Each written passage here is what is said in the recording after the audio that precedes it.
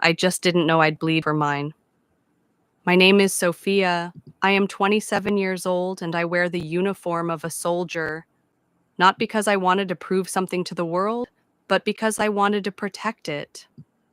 I grew up in a small, rigid town. Tradition ruled everything. A woman belonged in the kitchen, not on a battlefield. My mother worked herself to the bone while raising me, and my grandfather, a war veteran, used to sit me on his lap and tell stories. I wanted to be like him, to do something that mattered. At 14, I lost my younger brother during a riot. He was just a child. That moment burned something into me, a need, a purpose. I didn't want to be a bystander anymore, so I enlisted, against everyone's wishes. My mother didn't speak to me for 2 years. People said I was foolish, that I was weak, that I wouldn't last a day. But the first time I put on that uniform, it felt like armor for my soul. Training broke me. I cried in the cold. I bled through my boots. I failed over and over. But each time I stood back up, I felt stronger. The day I completed my 72-hour winter op, frostbitten and exhausted, I earned the respect of everyone. Then came the squad, my first family in uniform. Sergeant Khaled, our team leader, was a quiet mountain of a man. He became my mentor. There was also Luca, always laughing, always reckless, and Brielle, another woman, fierce and smart. We were misfits, but we belonged to each other. We trained in jungles and deserts, climbed mountains, ran for hours under full gear. I remember the blisters, the hunger, the tears we never showed. We became hardened not by hate, but by the weight of our duty. I remember one freezing night on recon duty, staring into a pitch-black forest, gun in hand, heart pounding in my ears. Khalid whispered, "Fear means you're alive. Courage means you move anyway." Those words stuck with me. There was a moment in training I'll never forget. A fort wall we were meant to scale during a storm. I hesitated. Lightning cracked across the sky. Brielle shouted, "You go first or we all stay down here." So I climbed. Every inch burned. But when I pulled myself over and turned to help the others, something shifted. I wasn't the weakest anymore. I was one of them. The night we passed final drills, we sat around a fire, just 6 of us left from 21. Luca handed me his flask and said, "You didn't break. That makes you family." Those words meant more than my certificate. In those early days, I wasn't trying to be a hero. I was just trying to survive the storm within. Every bruise was proof that I hadn't quit. Every scar was earned. I started journaling late at night. The pages caught things I couldn't say aloud. About fear, about ambition, about how much I missed home.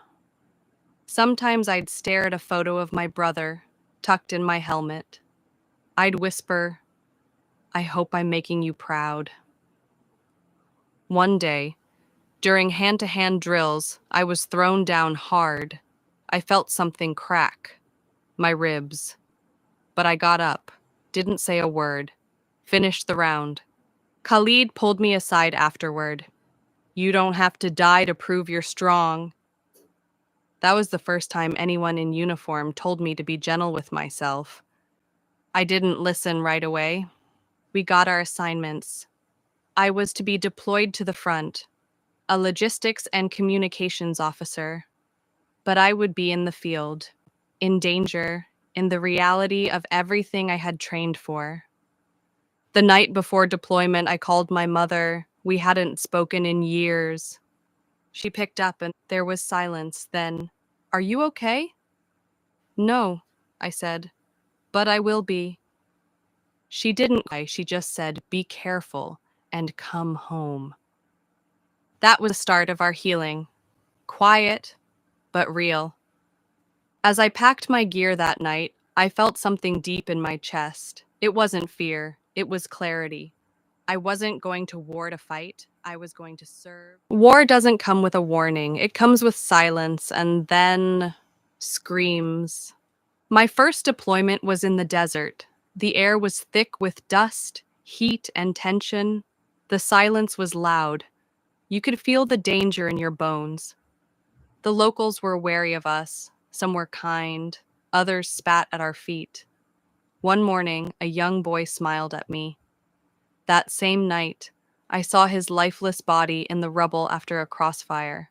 His eyes stayed with me. We were constantly on edge. The mission was routine, they said, but nothing about being shot at feels routine. We patrolled villages, deactivated IEDs, and ran aid missions. We tried to build trust, but fear always lingered. It was in the stairs, in the quiet footsteps behind us, in the children who stopped laughing. Our camp was surrounded by sand and silence. At night, we would sit around in shifts, sharing stories. I remember Luca making jokes to hide his fear, Brielle cleaning her rifle in complete silence, Khalid always writing something in a small notebook. One night, I asked Khalid what he always wrote. He said, I write letters to people who may never read them, just in case I don't come back.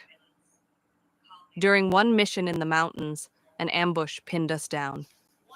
I froze. For a second, I couldn't breathe. Then I saw Khalid, bleeding. Without thinking, I fired. My first kill.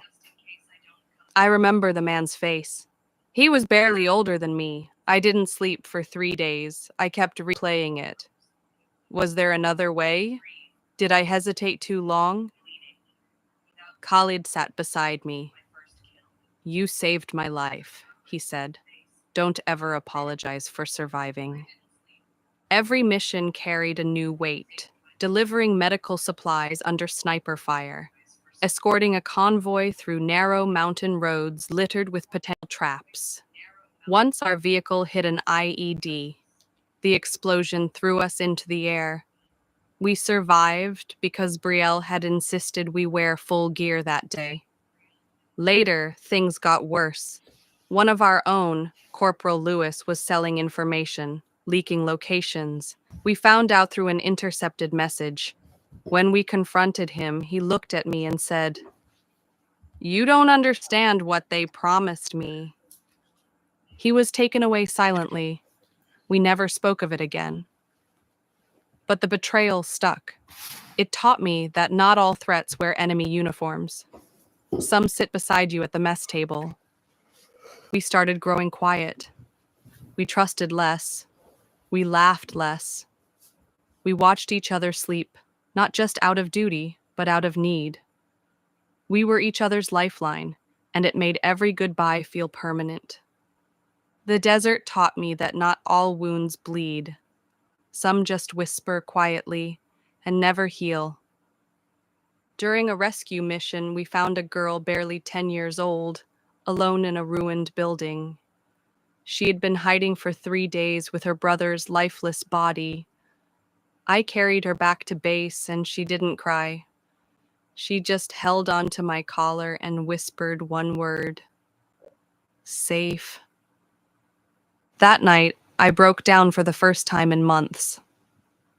Zara, who was working with the medics, found me outside the tent. We barely knew each other back then. She didn't speak. She just sat beside me and held my hand. I started journaling every day. Writing gave the pain somewhere to go. My notebook became my therapist, my mirror, my memory.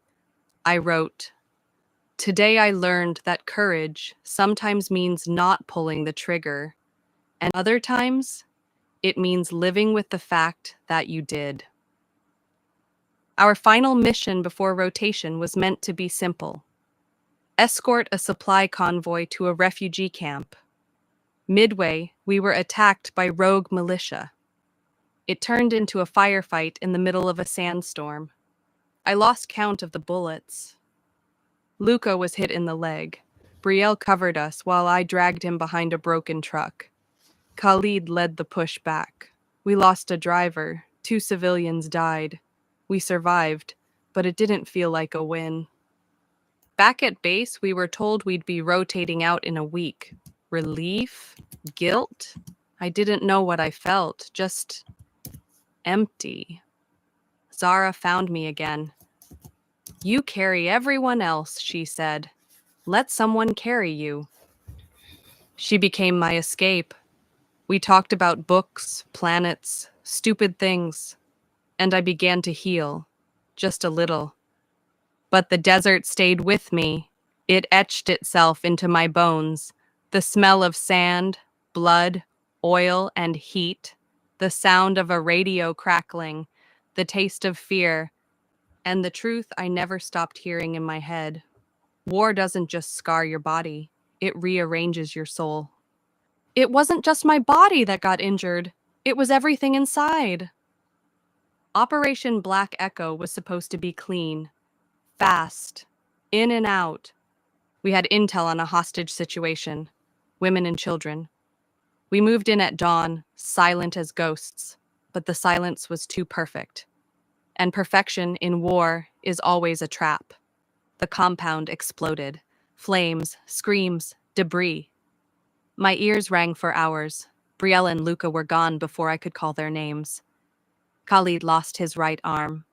And I was buried in rubble with metal lodged in my leg. I crawled, dragging Khalid behind me. My rifle strap was my tourniquet. My body was screaming, but my mind was silent. Nothing but the mission. We made it back. The next few days were a blur. Medics, blood, white ceilings. My hearing was gone in one ear.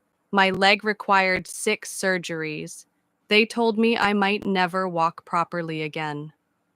The hospital became my battlefield. Each day I had to fight pain, silence, and the ghosts of my team. I'd wake up crying without knowing why. I'd forget what day it was. Therapy was hell, physical and mental. I hated it. I hated everyone. I even hated Khalid for surviving, because I didn't want to be the one who lived. I tried to walk too early and collapsed, screamed at my nurse, refused food for 2 days. And then I met Zara. Zara had been a frontline medic. A roadside blast left her blind. She didn't wear pain on her face. She wore calm. She walked with grace and spoke like wind through trees, soft but unshakable. She found me on the hospital roof one night, sitting in a wheelchair, staring at nothing. You thinking about leaving? She asked. I didn't answer. I used to think about it too, she said, until I realized my scars weren't curses. They were proof I survived something most never will. That night, we sat together in silence, and for the first time since the blast, I felt something other than broken. Zara became my lifeline. She helped me relearn how to walk. Every step was pain, but every step with her beside me felt possible. She taught me yoga, taught me to breathe, to forgive myself. She'd laugh when I stumbled and cheer when I made it 2 steps further than the day before. We shared coffee every morning, stories every night. I told her about Luca's jokes and Brielle's fierce calm. She told me about losing her fiancé before the war.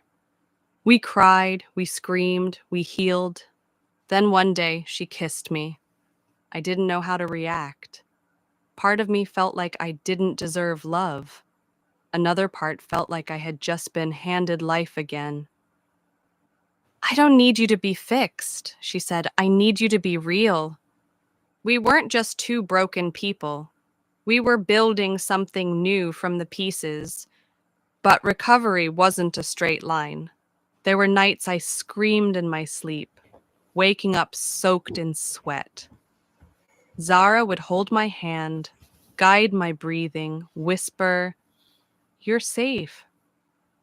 You're here."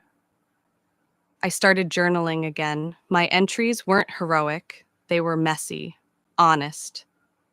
I walked 10 steps today. I cried twice. I remembered Brielle's laugh. And for the first time, I didn't feel guilty. Khalid came to visit, arm gone, eyes tired. "You're not the same," he said. "No," I replied. "I hope I'm not." He smiled. "That's how I know you're still fighting." I started helping others in the hospital, teaching physical therapy routines, talking with new patients, sharing pieces of my story. Zara called me the firewalker, said I carried the flame of everyone I lost. One afternoon, I was invited to speak to a group of incoming medical trainees. I stood with a cane and told them, "You won't save everyone, but sometimes your presence is the thing that saves a soul." After that, something shifted in me. I wasn't just surviving anymore. I was rebuilding. I applied to return to duty, not as a soldier in combat, but as a trainer, a mental health advocate, a living example of what recovery looks like. And on the day I was approved, Zara waited outside my room with 2 cups of coffee. "To new beginnings?" she asked. "To scars that tell stories," I replied. We toasted quietly under a rising sun, and I felt ready, not whole, but ready. I didn't survive to stay silent. I survived to speak. Coming back to duty wasn't easy. I limped through the gates of the training facility with my papers in one hand and my doubts in the other. Everyone looked at me like I was something fragile, a warning, a reminder of what could happen. But I didn't come back to be a ghost. I came back to teach others how to survive. I was assigned to train new recruits, fresh, wide-eyed, full of fire. Some looked at me with admiration. Some looked at my cane and wondered how I could still serve. I didn't explain myself. I just showed them. Push-ups, drills, tactical decision games, and mental wellness classes. I was harder on the women, not out of cruelty, but because I knew what the world would throw at them. I didn't want them to break where I once did. Every week I wrote letters to Zara, still posted at the recovery hospital. She wrote back stories of new patients, healing moments, and hope. She reminded me I had a life outside the uniform, a future. Then came the tunnel collapse. 2 soldiers were trapped during a night training drill, underground, unstable, suffocating. I didn't hesitate. I volunteered. Crawling into that tight space brought everything back. The explosion, the smoke, the silence. But I pushed forward. One of the recruits was pinned under debris. He was shaking, mumbling, barely conscious. I spoke to him, told him stories, made him laugh, kept him alive until the others pulled us out. When I emerged, covered in dirt and sweat, the recruits clapped. But I didn't feel like a hero. I just felt alive. That night, Zara surprised me. She'd taken leave and come to see me. We sat on the roof of the barracks, sharing tea. "I missed this," I told her. "I missed you," she said, "but I think I love this version of you even more." We talked for hours about what we'd been through, what we'd lost, what we still carried. I told her I wanted to propose. She laughed and said, "Too late. I already bought the rings." Our wedding was quiet. No crowd, no uniforms, just wildflowers, mountains, and 2 souls who had been through fire and still chose love. Afterward, I launched a nonprofit, one focused on helping women veterans navigate post-service life. Therapy, job training, community. I spoke at events telling my story, not to impress, but to connect. They called me fragile, I'd say. They called me emotional, But I am not broken, I am reforged. At one event, a young recruit came up in tears. I was going to quit, she whispered, but then I heard you speak.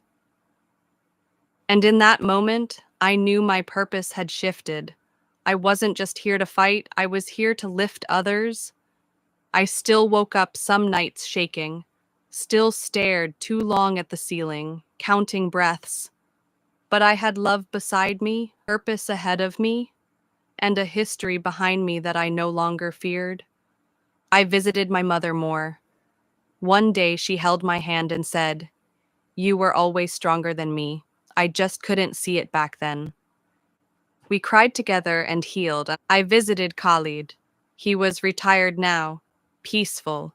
He told me, "You did what I never could. You turned pain into a mission." I left him a copy of my first published book, Through the Fire. He cried when he saw the dedication. For those who stayed and for those who couldn't. Life moved on, but I remained present in it. I planted a garden with Zara. We adopted a dog. We laughed more than we cried. And I kept writing letters, speeches, memories, because this is not the story of a soldier. This is the story of a soul who refused to be silenced by war. And it's only just beginning. They say once a soldier, always a soldier. But what they don't say is how the mission changes. After launching my nonprofit, I thought I had found peace. But peace doesn't mean stillness. It means having a reason to keep moving forward. I started getting requests from schools, governments, and international groups to speak, to teach, to train. At first, I hesitated. What did I know about global outreach? But Zara smiled and said, "You know more than anyone what people survive. Share that." So I did. My first trip was to a remote refugee camp overseas. Women and girls who had escaped war, trafficking, and worse. I listened more than I spoke. Their eyes reminded me of the young girl I carried from that rubble long ago. One night, after a long session of trauma counseling, a woman hugged me and whispered, "You made me feel like I exist again." That night, I sat under the stars and cried quietly. Not for sadness, but for the weight of hope. Back home, I began building a global branch of the foundation. We named it Ashes to Roots, because from destruction, we grow. Zara and I traveled often together now. She ran medical wellness programs while I handled resilience training. We'd return home exhausted but full of purpose. One winter, tragedy struck. Our convoy was hit by a rogue militia. We lost one of our coordinators. I took a bullet to the shoulder, shielding a young boy. The hospital stay was shorter this time, but the emotional wounds reopened. Zara sat beside me every night. "You promised me you wouldn't die a hero," she said, trying to hold back tears. "I didn't," I whispered. "I lived one." My recovery was different this time, slower, more aware.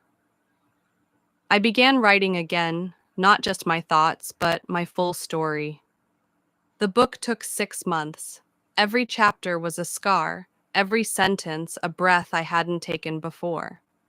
When it was done, I titled it, "The War I Still Carry."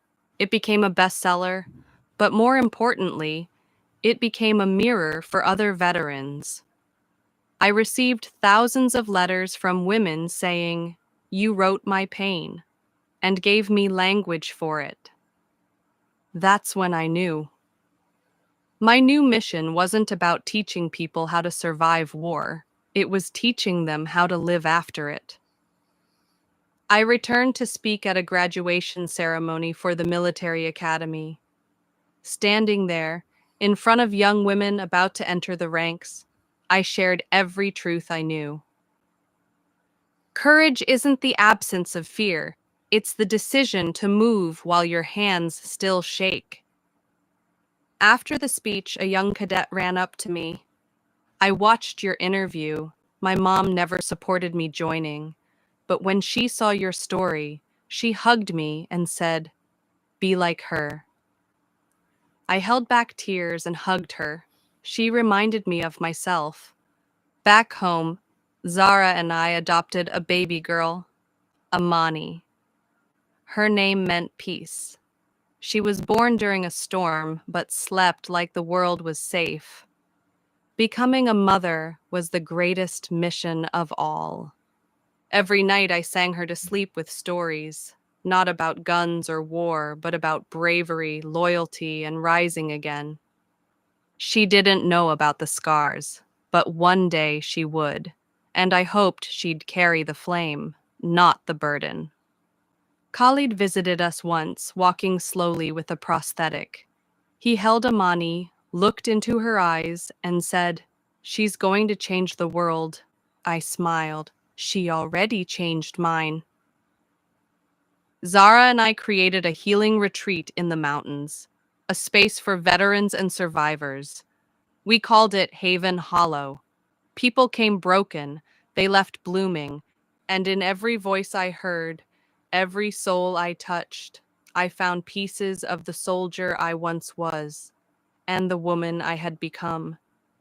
Because this is not just the story of a soldier, it's the story of rebirth, of rising again, of choosing love over silence.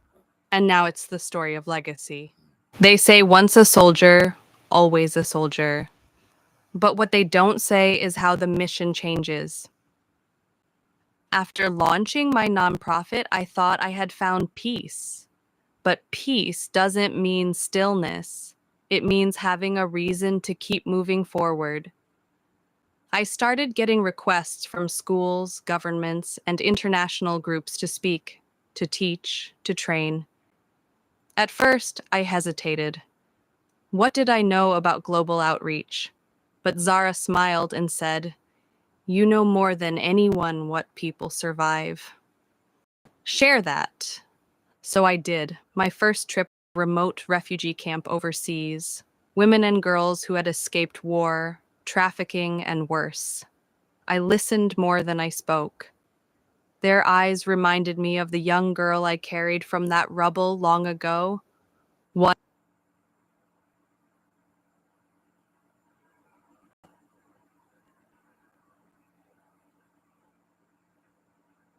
night, after a long session of trauma counseling, a woman hugged me and whispered, "You made me feel like I exist again." That night, I sat under the stars and cried quietly. Not for sadness, but for the weight of hope. Back home, I began building a global branch of the foundation. We named it Ashes to Rise, because from destruction we grow. Zara and I traveled often together now. She ran medical wellness programs while I handled resilience training. We'd return home exhausted but full of purpose. One winter, tragedy struck. Our convoy was hit by a rogue militia. We lost one of our coordinators. I took a bullet to the shoulder, shielding a young boy. The hospital stay was shorter this time, but the emotional wounds reopened. Zara sat beside me every night. "You promised me you wouldn't die a hero," she said, trying to hold back tears. "I didn't."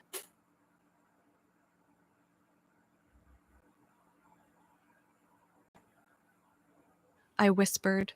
"I lived one." My recovery was different this time, slower, more aware. I began writing again, not just my thoughts, but my full story. The book took 6 months. Every chapter was a scar, every sentence a breath I hadn't taken before.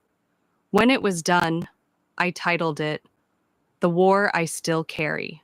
It became a bestseller. But, more importantly, it became a mirror for other veterans. I received thousands of letters from women saying, "You wrote my pain and gave me language for it." That's when I knew. My new mission wasn't about teaching people how to survive war. It was teaching them how to live after it. I returned to speak at a graduation ceremony for the military academy. Standing there in front of young women about to enter the ranks, I shared every truth I knew. Courage isn't the absence of fear. It's the decision to move while your hands still shake. After the speech, a young cadet ran up to me.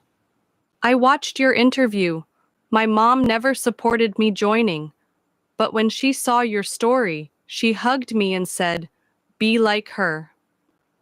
I held back tears and hugged her. She reminded me of myself.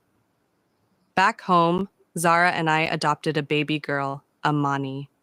Her name meant peace. She was born during a storm, but slept like the world was safe. Becoming a mother was the greatest mission of all. Every night I sang her to sleep with stories, not about guns or war, but about bravery, loyalty, and rising again. She didn't know about the scars, but one day she would, and I hoped she'd carry the flame, not the burden. Khalid visited us once, walking slowly with a prosthetic. He held Amani, looked into her eyes, and said, "She's going to change the world." I smiled. She already changed mine. Zara and I created a healing retreat in the mountains, a space for veterans and survivors. We called it Haven Hollow. People came broken, they left blooming. And in every voice I heard, every soul I touched, I found pieces of the soldier I once was, and the woman I had become. Because this is not just the story of a soldier, it's the story of rebirth, of rising again, of choosing love over silence. And now it's the story of legacy. They say healing isn't linear. I say healing is a spiral. Sometimes you circle back, not to fall, but to rise again. Life had become something beautiful, something quiet. The garden bloomed. Amani giggled in the mornings. Zara's voice still softened my hardest days. But peace has a funny way of revealing buried wounds. It started with a letter. Old paper, faint ink, delivered through my nonprofit's address. It was from the sister of a woman we couldn't save during Operation Black Echo. She wrote, "Her name was Layla. You never knew her, but she prayed for someone like you. Thank you for trying." I read it again and again, tears hitting the page like rain. I had carried guilt for years, for not saving Layla, for not doing enough. The letter opened something in me, a chapter I thought had closed. I started dreaming again, of the explosion, of the rubble, of the screams, but this time the faces were different. They weren't just my squad, they were the people we couldn't save. I went back to therapy. Zara held me through it. She understood. "You can't carry them all, Sophia," she whispered, "but you can honor them." So I did. I built a memorial garden behind Haven Hollow. One tree for every soul lost, every name carved, every life remembered. People came from around the world to walk the garden. Some cried, some smiled, some simply sat and listened to the wind. But the ghosts didn't fully rest. During a speaking trip overseas, I was approached by a journalist. He had evidence suggesting that one of the attacks during our deployment was orchestrated not by enemy forces, but by a corrupt official within our own intelligence branch. At first, I didn't want to believe it. Then I saw the proof. Layla's death, the death of civilians, the broken intel, all connected.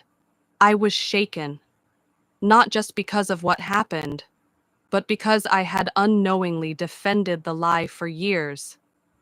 I faced a choice: expose the truth or stay silent to protect the system I once served. Zara looked at me. You always said your voice is your strongest weapon. Use it. So I did. I released a statement. I gave interviews. I testified before a panel. I faced backlash, threats, silence from some of my peers. But I also received letters from families who said thank you, from soldiers who said you gave me the courage to speak. Truth hurt, but truth also healed. One day, as I was leaving a veterans summit, a woman stood by my car, her eyes familiar. I'm Layla's sister, she said. I just wanted to meet you, to tell you you saved her soul, even if you couldn't save her body. We hugged for a long time. Later that night, I sat with Amani reading her a story. She asked, Mama, were you ever scared? I smiled. All the time. But being scared doesn't mean you're not brave. It means you're human. That week, I began writing a second book, Whispers in the Sand, a deeper dive, an unfiltered truth. I traveled less now, choosing to build more programs locally, focusing on trauma recovery for families, not just veterans. Zara and I opened a small school inside Haven Hollow, a place where children of survivors could learn, grow, and understand strength beyond war. Life slowed in rhythm but deepened in meaning. Each morning I walked the memorial garden. I whispered names, I thanked them. I promised them their pain wasn't lost, because healing isn't forgetting. It's remembering without breaking. And though shadows remain, I have learned to dance with them. This is not just the story of a warrior. It is the story of what happens when truth meets courage. And still, it's only the middle of the journey. Sometimes the strongest walls we face are the ones we build inside ourselves. Years had passed since the last bullet, the last battlefield. Yet somehow my deepest battles were just beginning.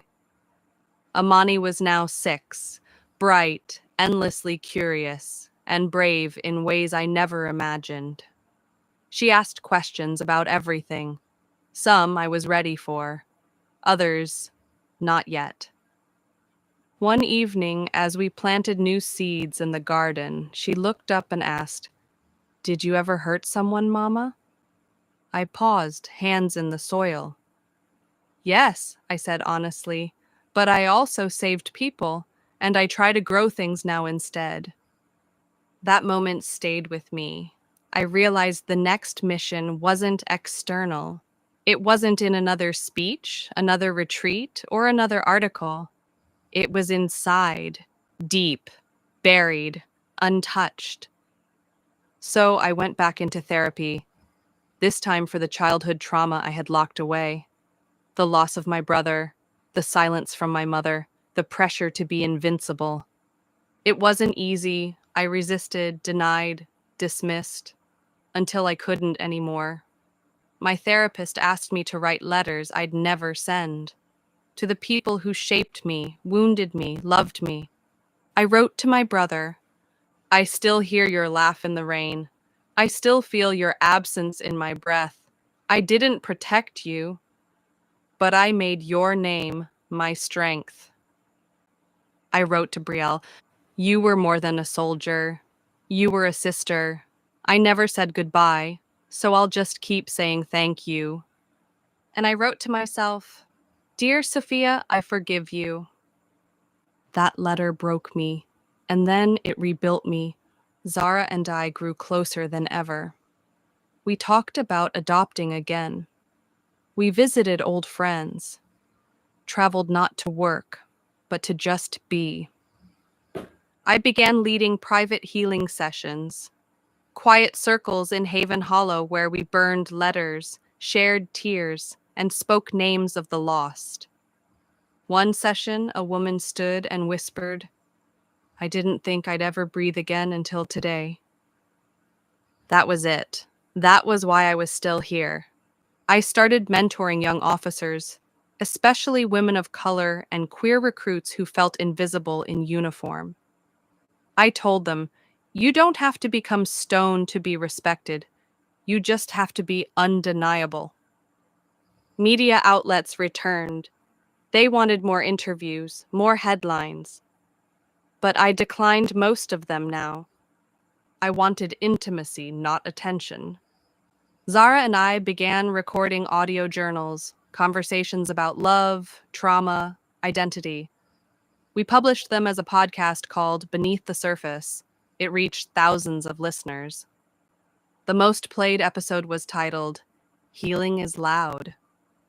I watched Amani grow into a leader. She organized a fundraiser at her school for trauma victims. She said, helping people makes me feel strong, like you. I smiled. Helping people is the bravest thing anyone can do. One afternoon, I visited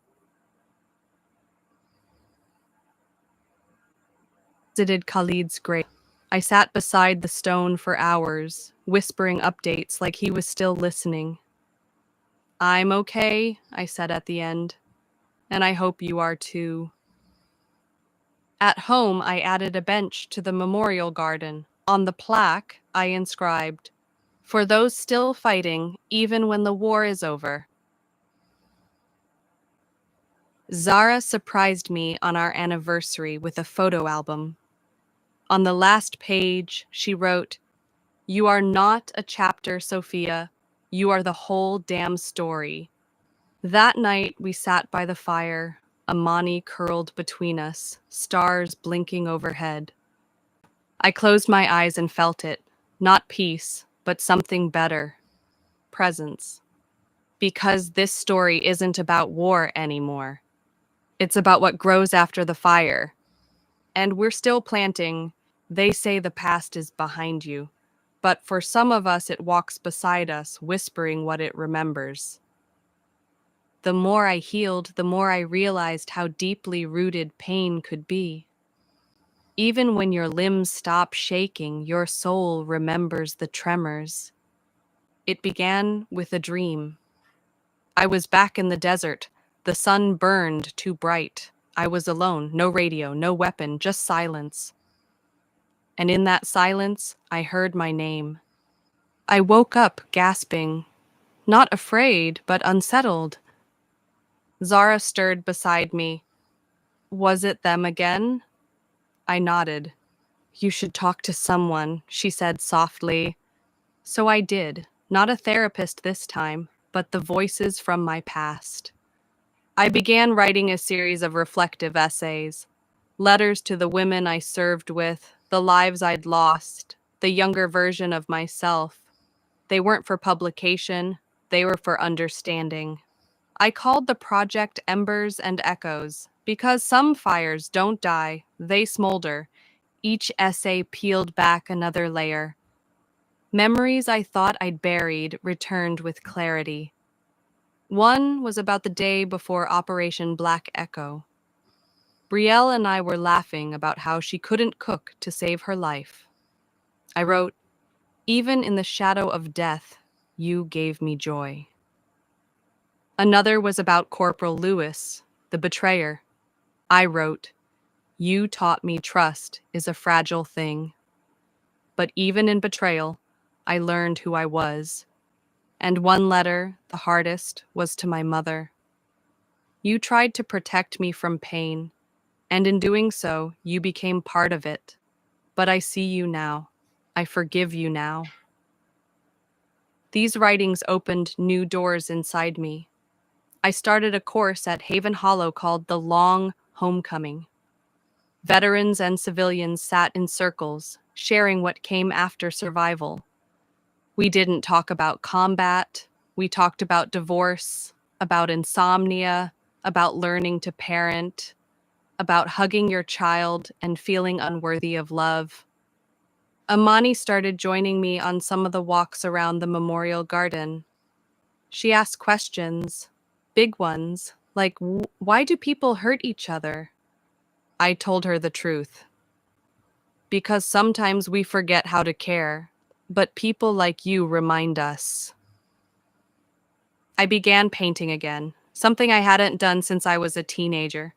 I painted scars, not wounds, scars, because scars meant we endured.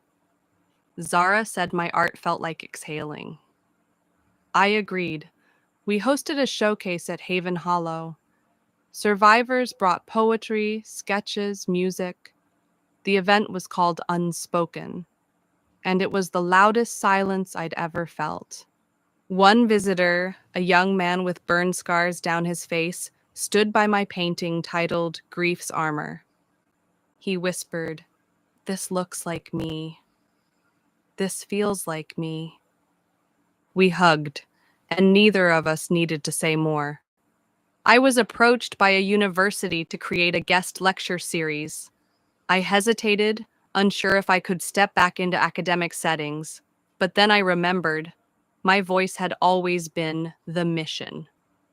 My first lecture was titled Strength After Survival.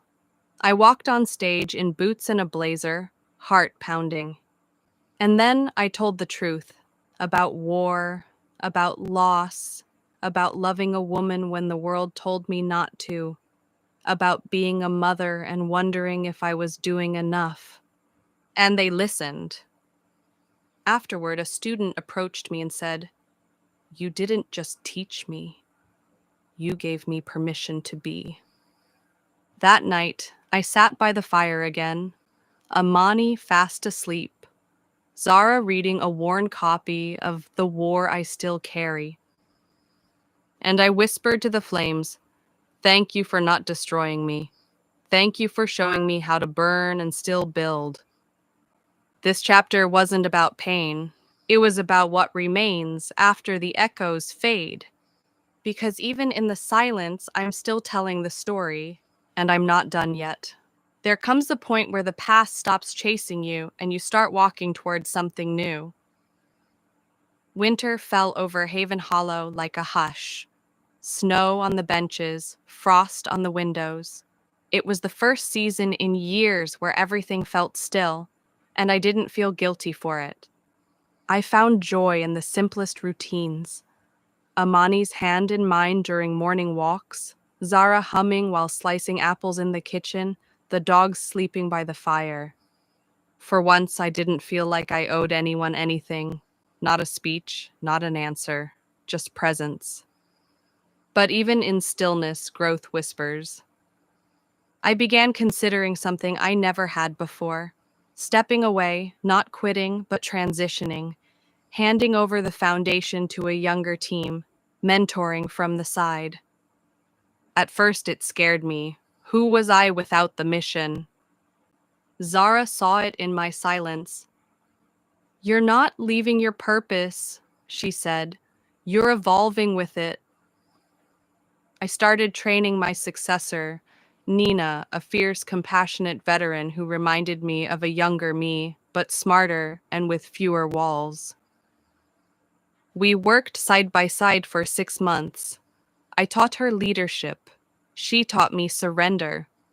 I spent more time writing, not about war, but about joy, recovery, and what it means to create after you've survived destruction. My third book, The Edge of Becoming, was born in that quiet. It wasn't a memoir, it was part guide, part poetry, part love letter to the next generation of fighters and feelers. During its release, I was offered a national award for service and contribution. I declined the stage. Instead, I sent a video message. "I didn't survive to be honored. I survived to honor others. And I hope you find something worth surviving for." The video went viral. Messages poured in from soldiers, survivors, students, mothers, people who never saw themselves in stories until now. That month, Zara and I took Amani to a quiet island retreat. No press, no projects, just oceans and time. On our last night there, Amani stood in the sand and shouted into the sea, "I'm not afraid of anything." I laughed, but my eyes filled with tears because I believed her. And maybe that's what healing does. It doesn't erase your fear, it shows you that your love is bigger than it. When we returned, I hosted my last public event as director of the foundation. It was a candlelight vigil, survivors and families, volunteers and voices. No banners, no cameras, just fire and silence. I spoke briefly. I used to think survival was the goal. Oh, I know, it's just the beginning. What you build after, that's the legacy. I passed the torch to Nina with a steady hand, and I watched as she lit her own. That night, I walked through the memorial garden alone. No ghosts, just echoes, soft ones, kind ones. And I whispered to the trees, "Thank you for every scar. Thank you for turning me into something worth growing." At home, Zara and I began planning a new space, an arts and healing center designed by survivors for the world. Amani drew the first blueprint, a big open space with a tree in the middle. She called it the Heart Room. I asked why. She said, "Because everything grows from here." She was right. This chapter isn't the end. It's the edge of becoming. Because there are more gardens to plant, more stories to tell, and I'm still listening. Even after the final chapter, the story lingers in the silence, in the people, in the ground we leave behind. Life beyond the mission had a different rhythm. No morning briefings, no travel itineraries, just the sun rising over Haven Hollow and the smell of coffee drifting through the house. Simpler, but not smaller. I woke up every day not asking what needed to be done, but what needed to be felt. And that changed everything. Zara was thriving in her work. She'd started offering trauma-informed birth coaching for survivors. She said it helped women take control of their bodies again. Amani started writing short stories, little fictions, some about warriors, some about foxes and fairies, and some about me. One night, she read me one. The woman had fire in her bones, but she built homes with her hands. She could break walls or grow roses. She chose roses. I cried. Some days I still felt the old ghosts. I'd pass by the wall of medals and remember each one cost a piece of someone. But they no longer haunted me. They reminded me. I began teaching part-time at the university. Just one class, Narratives of Survival. It was packed. Not because I was famous, but because people were starving for honesty. Each week we unpacked stories from soldiers, refugees, abuse survivors, even artists. And each week I watched students slowly realize survival is art.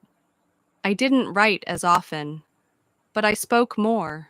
Conversations at the dinner table, walks with strangers, quiet check-ins with old friends.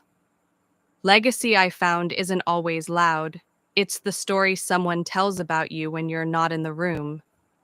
One fall evening, we hosted a gathering at Haven Hollow. Old squad mates, families, former students, survivors, people who had crossed paths and found something worth holding on to. We didn't call it a reunion. We called it what remains. There was music, laughter, candles, and no agenda but being together.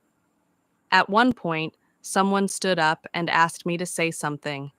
I paused, looked at all the faces, and said, "We are not defined by what hurt us, but by what we chose to do next.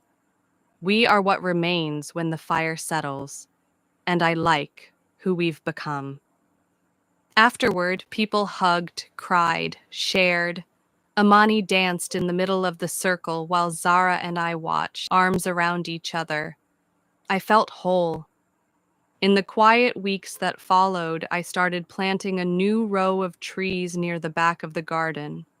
This time, not for the fallen, but for the future. Each tree bore a name: hope, courage, forgiveness, joy, rebirth. And one, the tallest one, I named Becoming. I carved a quote at its base. This tree grew from ashes. May you rest here and rise again. Zara joined me one afternoon, hands covered in dirt, cheeks flushed from laughing.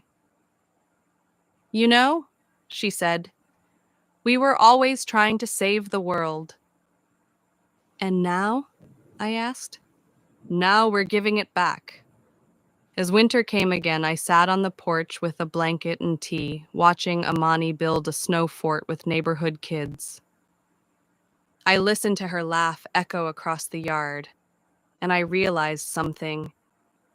Peace isn't something you earn, it's something you allow. And stories like mine, ours, don't end. They just change shape. So if someone asks years from now who I was, tell them I was a woman who loved, who lost and rose, who gave, who stayed, who spoke, and who in the quiet planted a garden so others could bloom. Because even when the story ends, what remains still grows.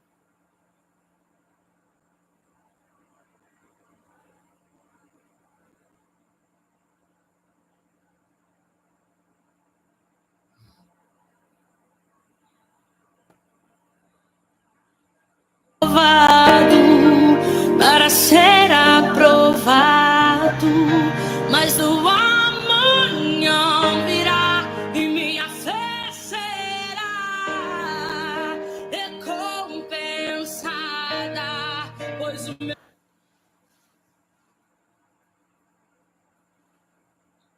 Deus, ele não falha, ele não falha,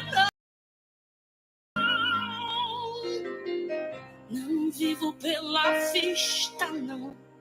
Eu vivo pela fé, então Deus proverá, Deus proverá.